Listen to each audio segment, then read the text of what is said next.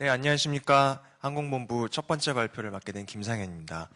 저희가 작년에 드론 부분에서 연구를 크게 두 가지 꼭지를 저희가 진행을 했는데, 첫 번째는 이제 우리나라 드론 산업 부분에서 향후 10년간의 그 전략을 세우는 연구였었고, 두 번째로는 드론이 이제 지금 당장은 이제 교통량이 막 많거나 많이 운용되고 있지는 않지만 향후에 도로교통처럼 수십 대, 수백 대가 동시에 좁은 데서 많이 응용됐을 때 그 교통량으로 인한 어떤 안전 위험들, 사고라든지 충돌 이런 위험들에 대한 저희가 기초 연구를 진행한 바가 있습니다.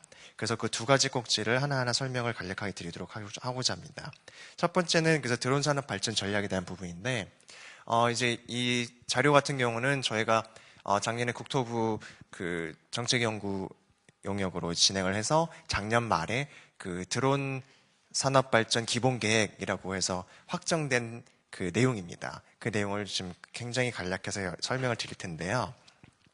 여기 왼쪽에 보시는 것처럼 지금 전 세계적으로 드론 시장은 굉장히 많은 성장을 하고 있습니다. 국내 시장도 보시는 것처럼 급격하게 성장을 하고 있는데 특히 이제 시장은 제작하고 활용하고 나눌 수 있습니다. 제작 같은 경우는 자동차를 그냥 만드는 현대자동차 같은 경우라고 생각하시면 되겠고, 활용이라는 부분은 그 만들어진 자동차 내지는 드론을 가지고 그거를 운용해서 하는 서비스, 택배라든지 뭐 산림 감시라든지 뭐 여러 가지 그런 부분들이 되겠습니다. 근데 여기 보시는 것처럼 활용 시장이 굉장히 많이 커질 것이고, 그리고 지금 현재 같은 경우는 시장이 주류 시장으로 진입하기 직전 단계라고 보시면 되겠습니다. 그래서 이 상황에서 전략이 왜 중요하냐면, 이 상황에서 주류 시장으로 들어가기 위해서는 장시간을 보는 그런 전략이 필요합니다. 그래서 그 전략에 따라서 우리가 주류 시장으로 넘어갈 수 있을 것이다 라고 보시면 되겠습니다.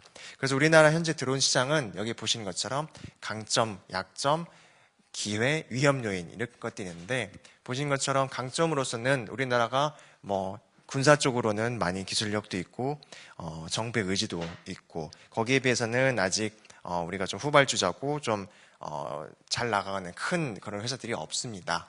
근데 한편으로는 기회로서는 시장 계속 성장하고 있다는 그런 기회가 있을 거고, 그렇지만 위협으로서는 역시 중국이나 아니면 기타 항공 선진국들의 기술 격차가 있다는 부분들이 위협이 되겠습니다. 그래서 전략은 크게 네 가지 전략을 저희가 제시를 했었는데, 첫 번째로는 이제 산업 생태계를 만들기 위한, 생태계라는 것은 결국 제작을 하고 그것을 누가 사주고 그래서 다시 또 제작하는 시장이 커지고 이런 식으로 순환하는 그 생태계가 필요하겠다라는 부분이 있고요. 두 번째로는 이제 앞에 말씀드린 것처럼 운영 시장이 더욱더 커질 전망이기 때문에 운영 시장을 크게 키울 건데, 초기 시장을 마련하기 위해서는 공공 수요가 먼저 첫 시작을 해줘야 될 필요가 있다라는 판단하에 저렇게 공공수요 기반으로 운영 시장을 키우겠다라는 전략을 했습니다. 그리고 세 번째 전략으로는 이렇게 제작도 하고 운영을 하기 위해서는 안전을 확보하기 위한 어떤 인프라들이 필요합니다. 그래서 그런 인프라 구축, 그리고 기본적인 기술 경쟁력을 확보해야 되기 때문에 기술력 확보, 그렇게 네 가지 전략을 저희가 제시한 바가 있습니다. 구체적인 내용은 시간 관계상 자료로 대체를 하도록 하겠습니다. 두 번째 꼭지로는 앞에 말씀드린 것처럼 교통 안전성에 대한 부분인데, 과연 이제 어떤 게 교통 안전성인가? 라고 했을 때, 항공교통에서 기본적으로 항상 안전했을 때 가장 나오는 부분은 컨플릭트라는 개념입니다. 컨플릭트라는 것은 항공기 주변에 어떤 세퍼레이션이라고 부르는 그런 가상의 어떤 경계를 설정을 합니다. 그래서 항공 같은 경우는 뭐 5노티컬 마일에다가 높이로는 1000피트 이런 식으로 그 원통형의 경계를 잡는데, 이 경계 안에 다른 항공기가 들어오면은 위험한 상황이다라고 해서 컨플릭트라는 정의를 하게 됩니다. 이제 그거를 드론에도 똑같이 이렇게 저희가 정의를 할 수 있었고, 물론 이제 드론은 크게 작고 속도가 느리니까 그 세퍼레이션 바운더리가 좀 작습니다. 아무튼 저희가 그 바운더리를 설정을 했을 때, 그리고 얘네들이 많은 양의 교통량이 생겼을 때 과연 얼마만큼 컨플릭트가 발생할 것인가 라는 부분을 저희가 분석을 했습니다.